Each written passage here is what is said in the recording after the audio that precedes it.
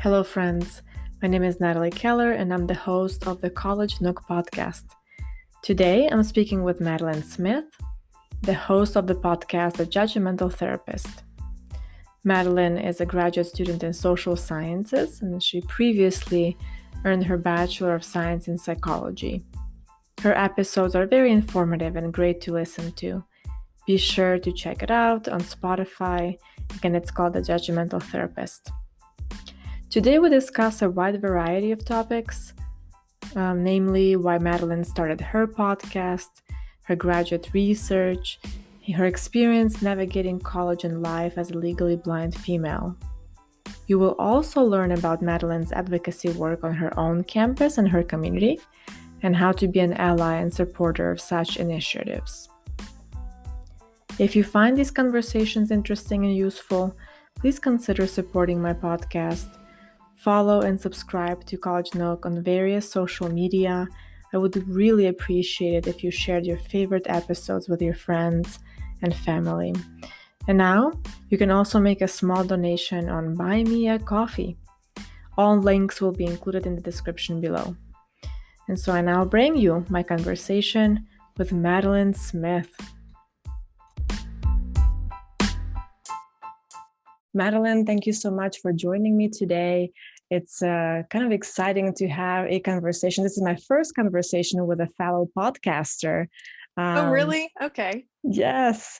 And so if you don't mind, I wanted to ask you, what prompted you to start your podcast? I go on my social media and rant a lot. I go on my Facebook and go on Facebook Live and my Instagram Live. And it really just started out as me in front of a camera, like usually straight out of the shower in a sweatshirt, ranting about some sort of social injustice that I've heard on the news that week. So that could stem from, anything that's going on with the royal family or anything in politics or whatever. And if I thought that it was something that was going on that wasn't right, I would sit in front of my camera and complain and be like, hey, why don't we think about it this way instead? Yeah. And so a ton of my friends and family just always watched my Facebook Lives. Mm-hmm. And I was like, well, I really want to be able to speak out on things that I have formal education on. Mm-hmm. And, because I'm getting a master's in social science. So it's not like I'm completely, ignorant to anything. Yeah. But at the same time, I didn't really want to be a YouTuber. I didn't want to be in front of a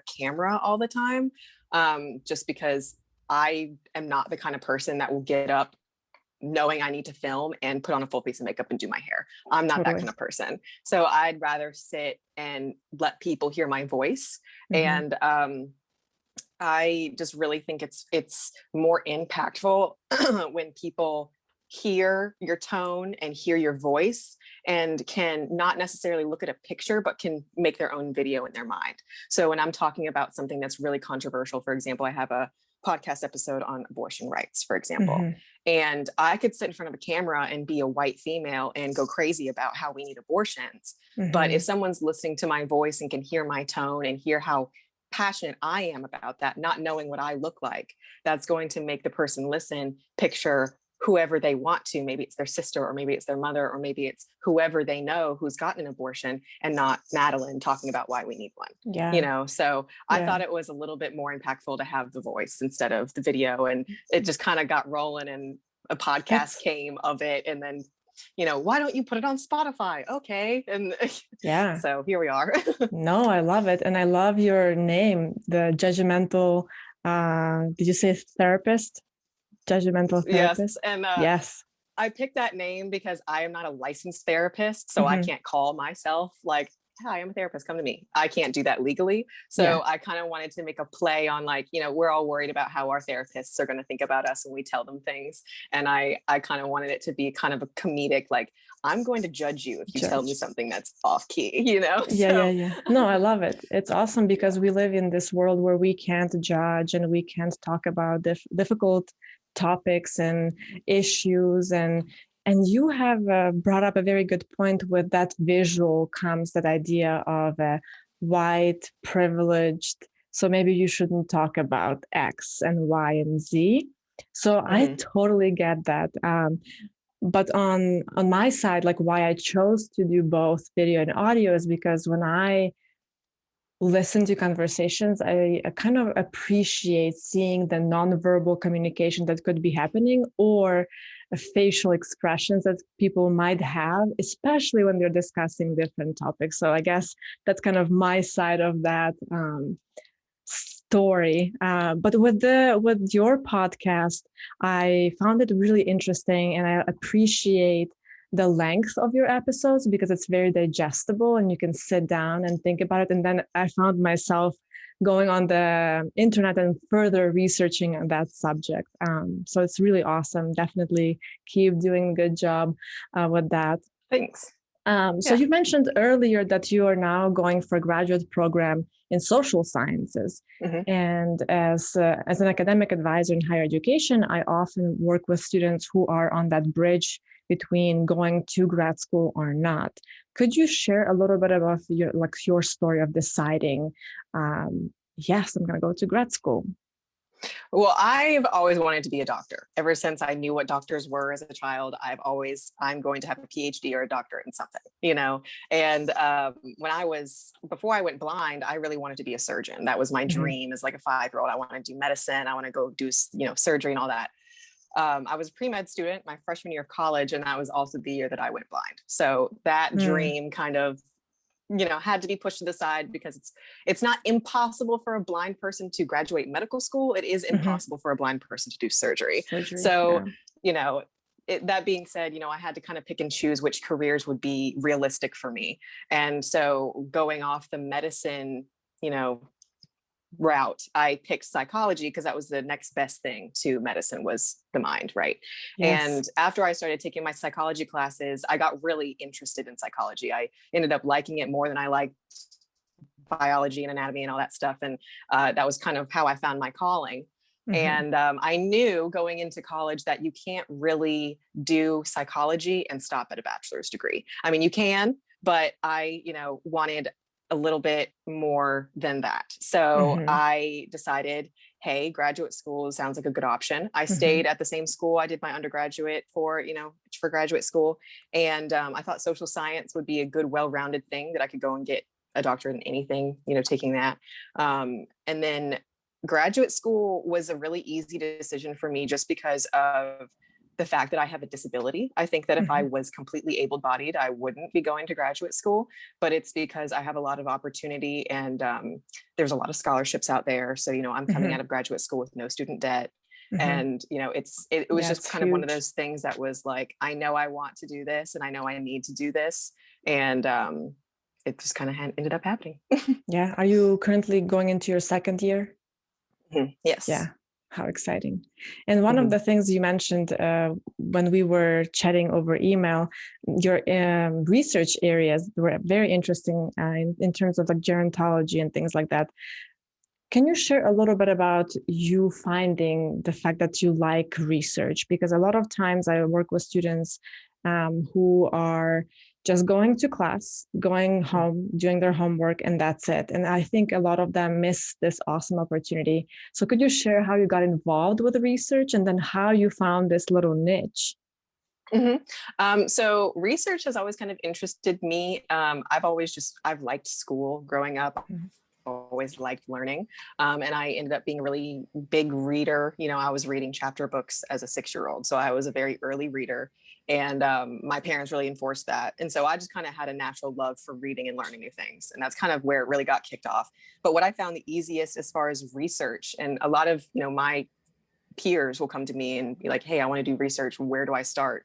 And it's really, you have to start with a topic that you like. If you try to research something you don't like or you're not interested in, it's not going to work out.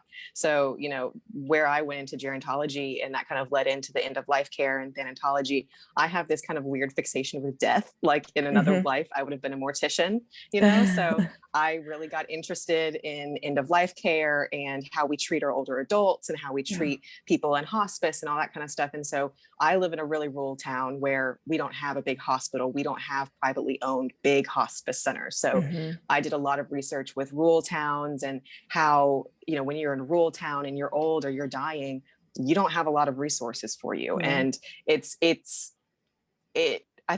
think I got more into research just because from being a disabled person myself and knowing how many obstacles there are in life with that, it almost makes it worse to see that our older adults, are disabled, and are dying are the biggest forgotten population in this country. And nobody talks about it because death and disability are taboo subjects. Everybody is scared of them and wants to stay away, and so dying, terminal illness, and disability is something that can happen to you.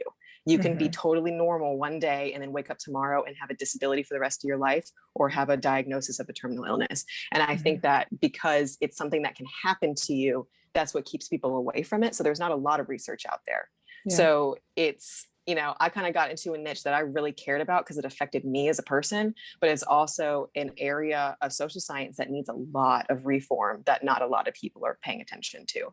So that's totally kind of where I got my passion for it. And when you did your research specifically on that Die with Dignity Care Act in Oregon, can you share a little bit about it? Because I think there's a lot of misunderstanding and misconceptions about that type of law. Does that pertain only for, to terminally ill people, or anybody can opt in? Can you share a little more on that? Yes. So this is my favorite topic to talk about, just because not a lot of people educate themselves about it unless they need that service, right? So unless your parent is dying, you're not going to look into this, right? And so I kind of did a project that I presented at a conference that was an amendment for that act, because I read the whole act and I kind of went through with a highlighter and highlighted things that I didn't really thought made sense, or something that, do we really need this here? And I kind of went through and was like, if I could recreate this law, this is what it would be. And right now, the law states, and Oregon is just one state. There's about, I think, 13 or 14 states right now that all have their own states' laws for euthanasia. And what's important about that, and especially in the academic field, is we're trying to separate euthanasia from suicide, because they're not the same thing, right? And I think people hear the word suicide and automatically think it's a bad thing, and that's not what it is. Right now, you have to be an adult, so 18 years or older. You have to have a terminal illness that's been diagnosed by a doctor. So that's, Alzheimer's, cancer, anything along those lines that's terminal. And then you also have to be of sound mind. So you cannot be impaired in any way when you are making that decision. What's wrong about that, I think, is that not only does terminal illness make you mentally incapacitated, but you have to have a prognosis of 6 months or less. So I would have to be dying with less than 6 months to live. And hopefully my cancer or whatever I have hasn't affected my brain yet, because the moment it does, I lose the right to active euthanasia.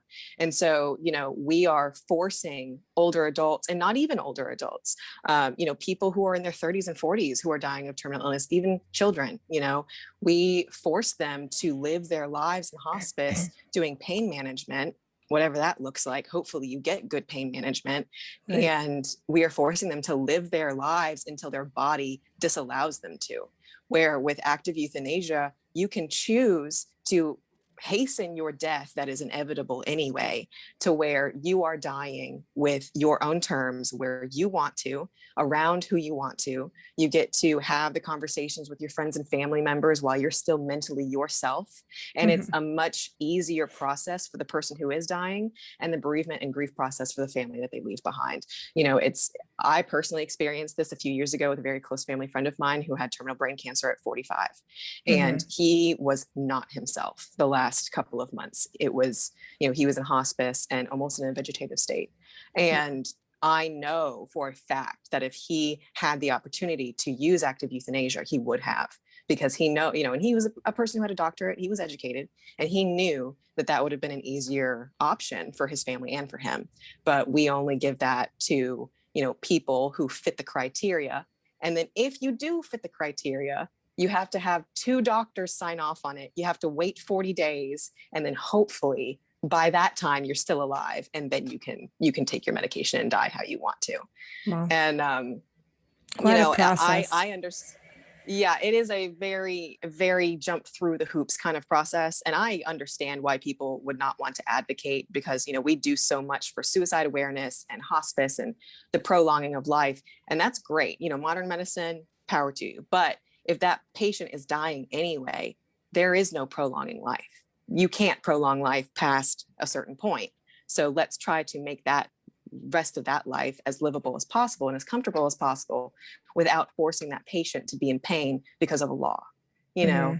And if we're so gung-ho about autonomy and this is my body, my choice, and I get to live my life the way I want to, if we let people live their lives the way they want to, why can't we let people die the way they want to, you know? Right. And that just seems so backwards. So, no, for sure. But that's, yeah. Yeah, it's funny because this was probably one of the most difficult research papers I had to write in my college experience when I just got here to the United States from Ukraine as an international student. And I picked a topic that was controversial in its nature. And back in the day, I was a devout Christian. So this really conflicted with some of my religious beliefs then. And it was really interesting to explore the idea of dying with dignity and how it, kind of conflicts with religious views, and how it was so difficult for me to understand that, well, if I'm a Christian, then I don't have to do this, but other people should have the ability to choose for themselves.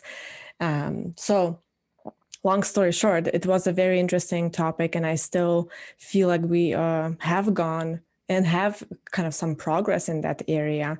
And I know in Europe, in Switzerland and other countries, it's kind of already been going on longer than here. But I really hope that we will get there, because I think it's such a needed piece in our, I don't know, like you're absolutely right. Like, what if the person has this terminal illness and they cannot make the decision for themselves? That just doesn't sound right. Which makes me think of this movie I watched recently. A woman had a very severe case of Alzheimer's disease, and she was declining pretty badly, and she made that decision to end her life with euthanasia, and how her entire family was gathering to say goodbyes. And I think it was a really nice way to really, part with this world when she was still in a relatively good shape, Yeah. Exactly. And that's the whole goal. That's the exact goal of euthanasia, is to be able to give that dying person that gift. And, it's really important for the family to do all that. And why I think it's so important is that grief is something that everybody experiences differently. We have the grief ladder, the 5 stages of grief that everybody's supposed to go through, but no two people are going to experience that death the same way. And we have the opportunity to make laws where death doesn't have to be this sad, depressing thing. In a lot of cultures, death is a rite of passage. It's a memorial, it's a celebration, like, at least in my family, we all wear bright colors to funerals because we're celebrating the person's life instead of mourning the death. Right. And so we have that opportunity now as a culture and as a society to move towards, death. It happens to everyone. We're all going to die. And we can either make that super depressing and sad and have everybody involved be miserable, or we can pick and choose how we structure our legislation. So when there is someone who is dying, or a death does happen, or a family is experiencing a death or has to pay for a funeral, or, this, that, and the other, they are doing so in the easiest way possible that costs the least amount, and active euthanasia is just one very taboo topic in the death industry. How much a funeral costs is another one. You could spend easily a car payment on somebody's funeral, like you could buy a car new in cash for the same price you pay for a funeral. Yeah, it's ridiculous. I think that is the biggest fail we have given our American people, is when someone in your family or you dies, you have to pay an arm and a leg just to put them in the ground. And I think that is the most immoral thing ever, Totally. And it's just wrong. It's just not right. Yeah, on so many different levels. Yeah. Yeah.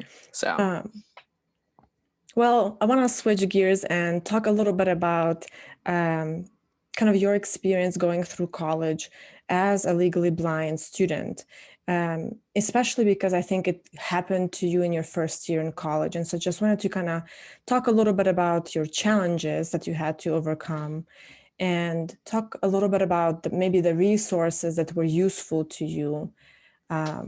So I'll start with my obstacles. Actually, no, we'll start on a good note. We'll start with good resources. So every public university, it should in the United States, I think they're required by the ADA, has a Students with Disabilities Resource Center, right? And that's the center for students with disabilities to go and get their accommodations, right?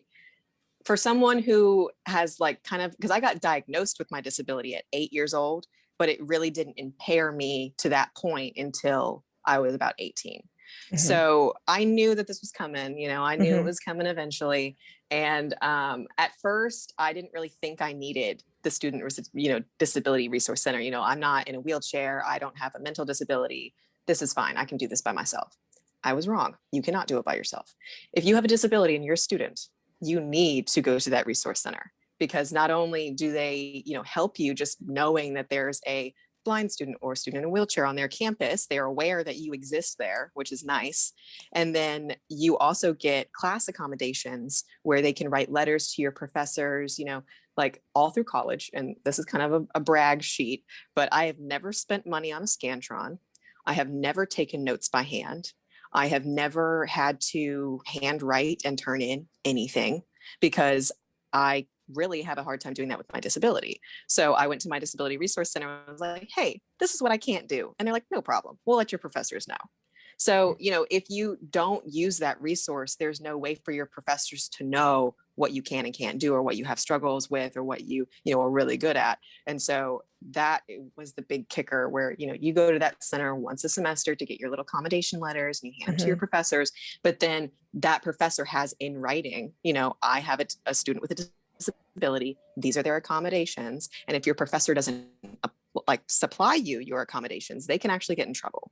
So you're legally covering yourself to make yourself more successful in school when you do that. And I know a lot of disabled students who just opt not to use that resource center, but I think everybody who has a disability should. It is only beneficial. There is no downsides to doing that. So, and when did you start using that accommodation center? Was it in your I first actually started year? using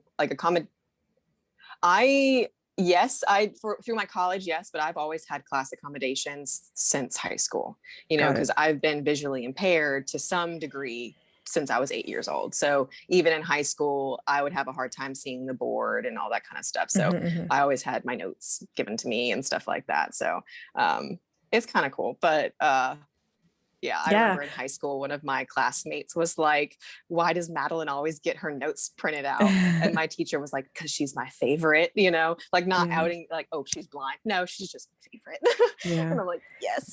So I think you're absolutely right that students should be using the resources. I think what I see a lot of times is students opt out because they don't want to feel like they're different or whatever else. So, and the thing is, no matter what it is, I think we have this tendency of not wanting to ask for help, and it kind of pertains to all of my students. Like, if you have trouble with math, go ask for help. If you need accommodations, go ask for help. From the psychological perspective, what do you think that barrier is and how to overcome it? Have you ever thought about this? Yeah, I think a lot of, just from the disability perspective, a lot of people don't like to be disabled, because that brings a lot of attention. If you walk around your shopping center in a wheelchair, people are going to look at you. If you have a service dog on a college campus, people will come up to you and ask to pet your dog, So when you have any kind of mobility, anything, whether it's a cane or a wheelchair or a guide dog or whatever, that brings attention, right? Yeah. No one likes being the center of attention unless, that's your personality type, which I feel like is a very few people. But, as far as that goes, I don't like people staring at me, right? And so I think that's where the barrier is that people don't want others to know, hey, I'm the disabled kid in your class. What the big solution to that is, which I didn't really know until I asked, was that no one on your college campus will know that you are disabled or that you use the Accessibility Resource Center unless you tell them. Even if you call the resource center and say, hi, does so-and-so student use your resources? They will tell you, I can't share that information. So it's all protected by HIPAA because disabilities are medical, information. So as far as being, different or having people know, the only person who's going to know is you. And, others will know if you tell them. And if you don't ever tell them, no one will ever know. And you'll just go through your college life like anybody else. And that will be it. So, I was a little nervous doing that just because I didn't want to be the blind girl, because I think I'm the only one on campus right now who has a visual impairment with a service dog. And so I was a little worried about that. But after I did some research and I kind of, got over people, like what they thought about me, just because you hear all the time, like, just because I'm now the girl on campus with the dog. So whenever people see me and a Labrador, people know who I am. I have people come up to me at random places. Oh, are you the girl with the dog? Like, yes, that's me. Hi. And so I know that people know who I am, but I've learned to care less just because these are people I don't know. Their opinion doesn't matter to me. The people that you graduate with in college, like in undergraduate school, you're probably never going to see these people again, unless you keep up with them on purpose. So it was one of those things that I had to learn just to let roll off my back. And that is definitely easier said than done. But it's one of those things that sometimes it happens so often that it's almost like, really? Okay. So it's, and like one of the biggest things I think I experienced as an undergraduate student, as far as negativity goes, is that because I lost my vision through college, I had friends in college that knew me as Madeline, sighted, normal Madeline. And then I had friends who only knew me as a blind individual.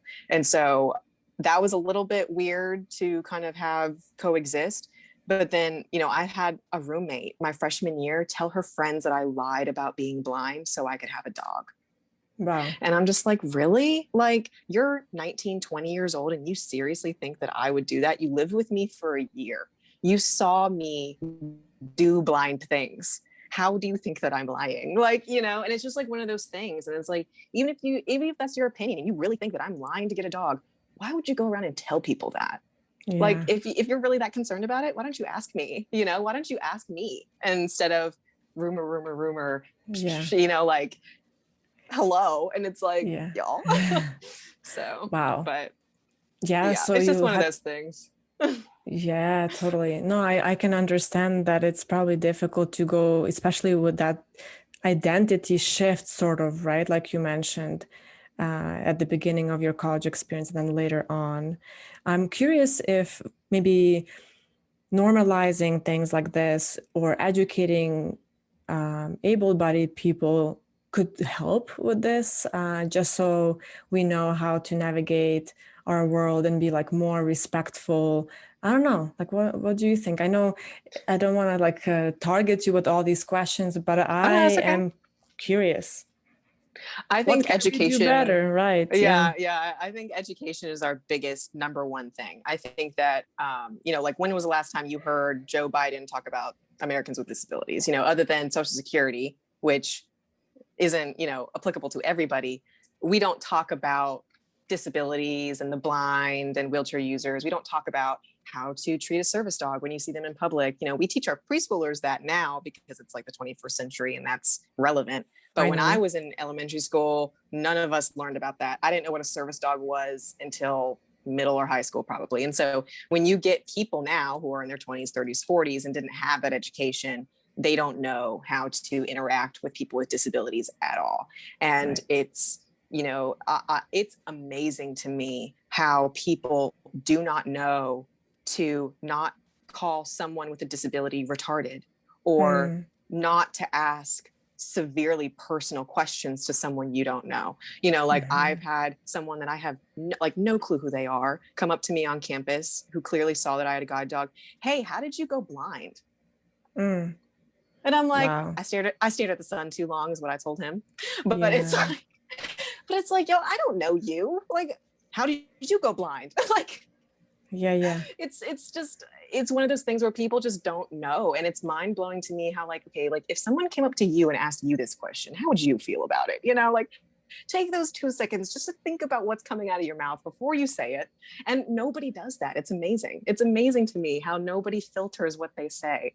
And it's almost funny to me now because it happens so much that it's laughable now.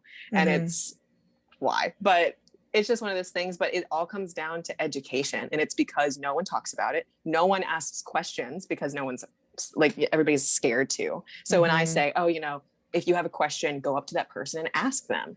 Okay, 90% of the time, they're not going to go ask, And so it's one of those things where the disability community is a very large community, but just has a very, very quiet voice because nobody's listening to it, and it really makes me kind of not angry, but just kind of, I guess, jealous because, the LGBTQ community has their platform and Black Lives Matter has their platform. And it's like, okay, disabilities, let's go. And then it's like, as soon as the crowd clears, disabilities, and no one's there to pay attention. So it's one of those battles that people with disabilities are really fighting for themselves. And they don't have a whole lot of help with people outside of our community lifting us up to be able to have our own voice, just because people don't want to partake in said community. And I think it's two things. Either people are afraid of people with disabilities, like they don't want it to happen with them, or they don't think they're welcome in our community because they don't have a disability. And I think a lot of the detachment there is because the disability community is so big and encompasses so many different types of people and so many different types of disabilities. You have a lot of people who are very, very gung-ho on this is our community, and if you are able, you are not welcome. And then there's the opposite extreme where we're like, hey, we need everybody that we can get, like if you're able-bodied, if you're purple, if you're green, I don't care, come and help us. And so there's a real detachment with the community that you don't really see with other minority groups, where there's kind of a left and a right with the disability group. And we have not been able to, as a whole community, come up with things that are real solutions. And it's very complicated because people don't want their rights infringed on. And it's like, oh, well, I'm not capable of doing this and this, that, and the other. So you have to have all these like hundreds of different variables, and you have to try to come up with things that help everybody. But when you have so many variables where you're trying to help everyone, you end up having a lot of loopholes where people who don't need said service, like Social Security disability, service dogs, that kind of stuff, they end up being able to work the system where they jump through the loops, and you have ESAs in public or people on disability that don't actually have disabilities and things like that. And it's just when you try to encompass so much, you end up welcoming anyone and everyone, even if it's not for them. And so that's the real difficulty that I've seen as a specifically blind student with a service dog, is that service dogs and ESAs are not the same thing at all.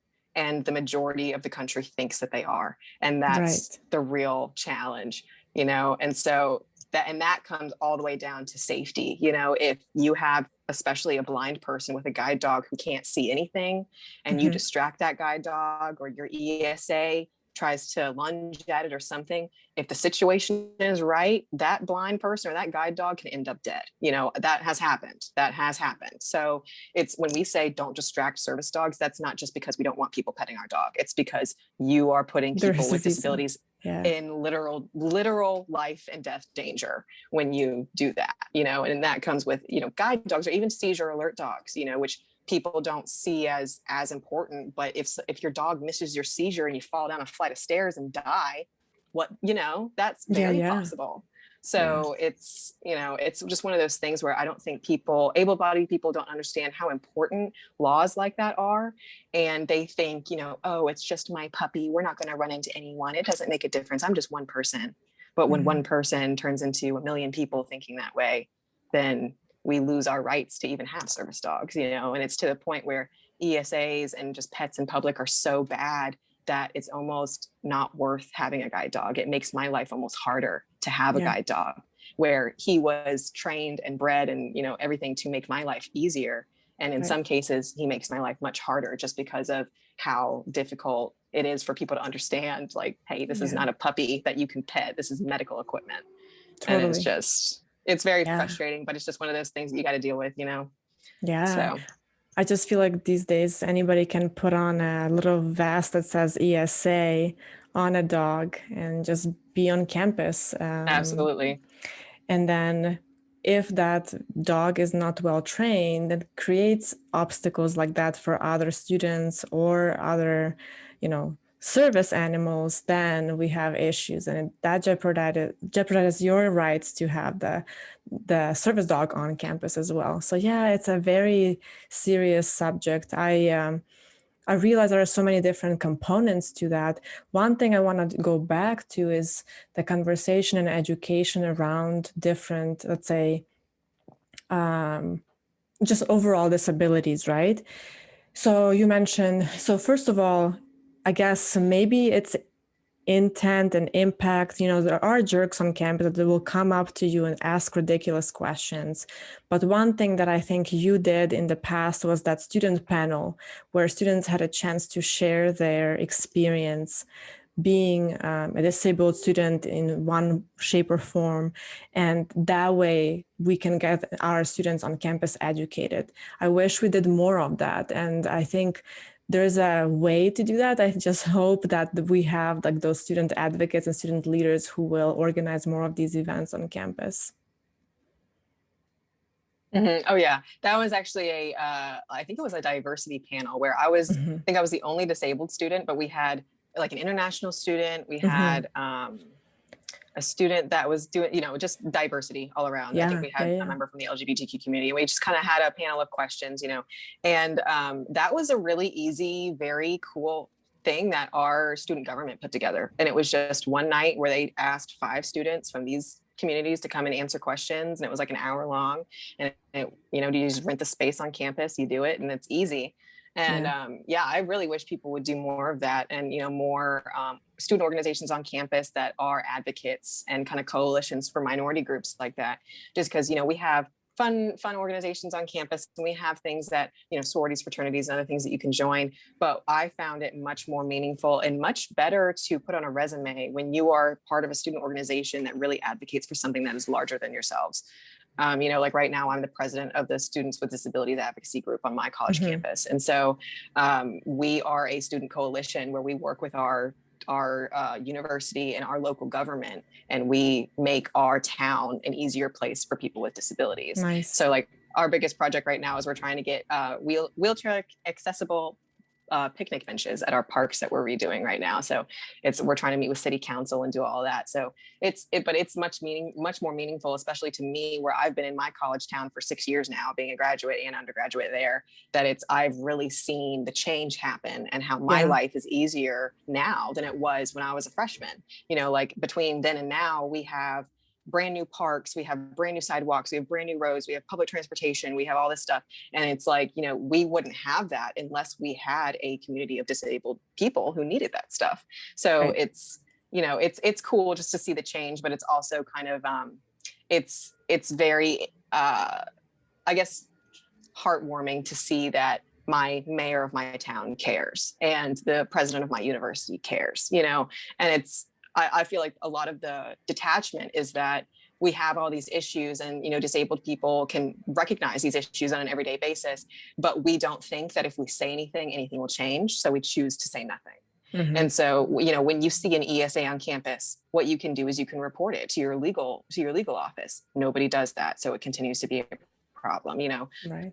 Nobody educates the professors on the ADA laws and what a service dog looks like. And so nobody enforces that in their classrooms. I've had college professors come up to me and ask me why I have my ESA in the class, and I'm like, he's not an ESA, sorry, and it's just one of those things. And I think that the lack of communication, the lack of working as a larger team, and the lack of just conversation between individuals, it doesn't allow the conversation to keep flowing. It doesn't allow people to, I had this conversation with so-and-so this week. What do you think about this? Or, this came to my attention. This is a real problem for so-and-so on campus. What can we do to make their lives easier? Because nobody says anything, and disabled people just accept that we have a harder life than everybody else, and that's not going to change. And what can I do as an individual to change that? I think a lot of the people in the disabled community are so fed up with how little help they get that they've stopped asking for it. And and I think that's a really major problem. And I think that my generation is going to be, and Gen Zers are going to be the key in changing that. Our young people right now, where we're getting younger people into politics, like John Ossoff is not an old guy, and he just got elected into our Georgia Senate, so Nice. I think that we are going to have a big change with getting a younger generation into the politics, but also when we have grassroots change happen in small towns, rural towns, smaller populations that create big change in their smaller towns or Yeah. cities that can echo throughout the entire country. Because historically, every major change we've had as a country has started at the grassroots level, every single one of them. So that shouldn't be any different for any other social change. So that's kind of where I do my advocacy, is around my town. I live in a rural town in Georgia, and we have our college campus and our little loop, and then that's a whole town. So it's, I try to do my best to fight my best fight in my town, and then that can echo throughout the rest of the state and the country. Yeah. And then you can be a model to other smaller and bigger cities on how to do things if you succeed and have that little support from your mayor and the community. Yeah, that's for sure. So with that, what are some baby steps that colleges and universities could take to improve their kind of accessibility when it comes to disabled students, and having that accessibility for education overall? I think baby steps, and at least the baby steps that I've seen on my college campus, and maybe some that we still need to do, is do you know what Lime scooters are? Like those little electric scooters that people drive? Okay, so people used to leave those all over our college campus to where they would block doors, block sidewalks, all kinds of crap. If you have a service dog or you're in a wheelchair and you got a Lime scooter coming up on the sidewalk, you are out of luck, my friend, And so we had a disabled student on our college campus who went to the president of our university and was like, hey, this cannot go on. So now we have signs everywhere on our college campus that say, do not park Lime scooters here, blah, blah, blah. And then we have service dog signs on all the doors, and that's really cool. Ramps are a huge thing. Automatic doors are a huge thing. Those are simple, just infrastructural things that you can do on your college campus. Having, the little crosswalks that make noise and the little bubbles on the sidewalks, those are for blind people, very helpful. And having tactile maps of your campus, very helpful. Sure. And then the biggest thing I think is educating professors. Professors are your biggest liaison between students and your university's administration, right? And so when you educate your professors on what a service dog looks like, what the ADA is, and maybe some challenges that are frequent in students with disabilities in their classroom experience, you are giving professors, that's your front line of protecting your disabled students. So, when you have a student like myself, this is a real thing that happened to me in college. I, have my service dog, my guide dog's there, and I'm in one of my psychology classes, whatever. And, my guide dog comes with me everywhere, no questions asked. I noticed one day that my dog has his ears perked up and is looking across the classroom like he sees something that's not normal. And I'm like, what's over there? And I look over there, and there is a girl in my classroom who has a teacup poodle in her backpack. And I'm like, And so, ordinarily not so much of a big deal because my dog is trained. He's good at settling and not paying attention to that kind of stuff. But then, we could start to hear the puppy, and it kind of got distracting to everybody. And so I went up to the professor after the class and I said, hey, I don't know if you noticed, but there was a puppy in the class today that wasn't mine. What can you say to that student to make sure she doesn't bring her dog back? And my professor looked at me and said, I don't know. And I'm like, what do you mean you don't know?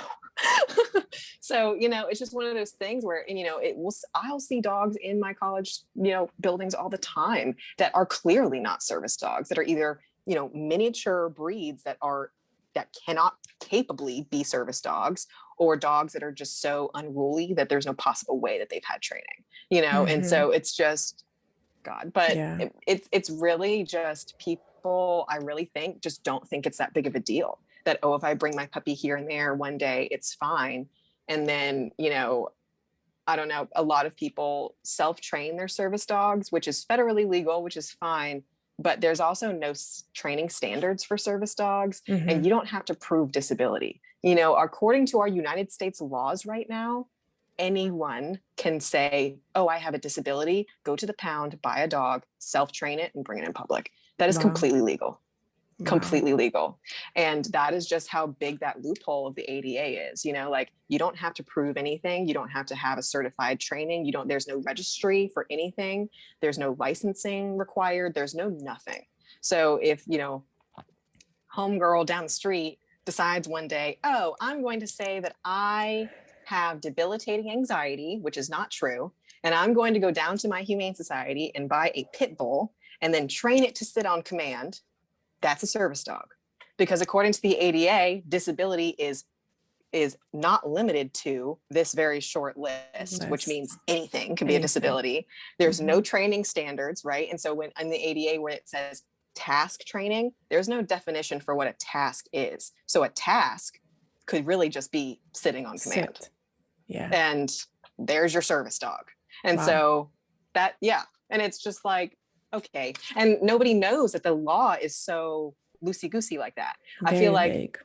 I feel like the majority of Americans who are able-bodied or don't know a whole lot about service dogs immediately assume that we have a registry for them. That doesn't exist. There is no licensing. There is no IDs. There is no nothing. Like, there's nonprofits that train guide dogs specifically, that they have a license that comes from their nonprofit school that they keep track of. But as far as federal law and registries and everything like that, doesn't exist. And half of the community really wants IDs for service dogs, the same way we have driver's licenses. Yeah. And the other half really doesn't want them. Sorry, that was my dog shaking in the background. But you know, and that's the big fight, you know, where I was saying there's this divide between the community. We really can't come up with these solutions that allow us to have our rights, but don't allow other people to take advantage of them. And it's a constant battle with ourselves, really. And I don't think it's going to get solved until somebody can come up with a normal, logical solution for everyone that makes everybody not necessarily happy, but everybody compromises equally, so we can all equally have rights, you know? So. Wow, that's a big one. There's definitely some work that needs to be done in that area. So hopefully, fingers crossed, it's going to happen soon, like you mentioned, with the newer generations. And I do hope that that's going to have some more traction, because honestly, you know, I always like to compare things. And when I think about my country, Ukraine, things are really bad with people with disabilities. They do not exist in our country. They're just locked up in their houses. Parents just take care of them. They're a lot of times ashamed of them. You know, it's just like so bad. So I just hope that that's, again, like, you know, this country could be that role model for other countries on how we can do things better for folks. So I want to wrap up our conversation with one last question. And this season, I'm trying to ask everybody the same question. And that is, what would be one piece of advice you would give your freshman self when you were just starting college? My freshman self. I would tell my freshman self that who you think your friends are now are not going to be your friends in 5 years. You will have closer relationships with your professors than you will with some of your sorority sisters. And keeping people in your life that are holding you back does not help you. And if you can surround yourself with very diverse people, you know, people who have different experiences, different walks of life, different ideas than you, you can constantly be learning things about the world, about yourself, and about other people. And you will end up being a happier, healthier, more well-rounded person at the end of your 4 years if you get out of your comfort zone and cut some toxicity out of your life and keep moving forward, you know. And bad stuff will happen to you. That is guaranteed. Bad stuff will happen to you, but you are in complete control of how that bad stuff affects you. And it can either affect you in a positive way or a negative way, and that's up to you. That's awesome. You know, one thing that I oftentimes hear from students when they reminisce about their time in college, it's oftentimes their professors, their, I don't know, mentors, some people that really made that experience special and unique, and I don't know. So definitely relationships, right? Surround yourself with people who are good and positive, and they, yeah, absolutely. Madeline, thank you so much for joining me today. I really appreciate your time. This was a fun conversation. I learned a lot, and I work in higher education. And advisors, just so you know, we attend so many different trainings. So so what I'm trying to say is, like, faculty need more of that training. So if I'm learning, right, there's still room for that growth for all of us in the university and college community. So I want to thank students like you who are advocates, who are speaking up and voicing their concerns, because sometimes it's not that bad intent, it's just we don't know. And so it's important to voice what those issues and problems might be so we can start working on those. But thanks so much again. I hope we'll do one more of these, who knows, in the future.